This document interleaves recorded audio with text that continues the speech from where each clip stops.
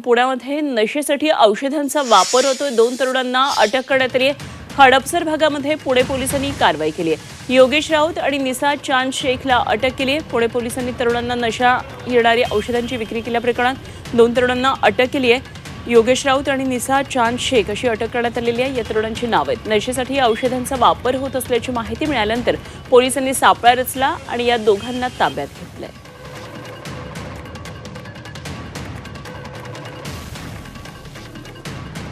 पुण्यामधून अशा प्रकारे या 2 जणांना अटक केली आहे। नशेसाठी औषधांचा वापर होत होता, त्याची विक्री होत होती आणि या संदर्भात पोलिसांनी ही अटक केली आहे। पुण्यामध्ये हडपसर पोलिसांकडून ही कारवाई करण्यात आली आहे।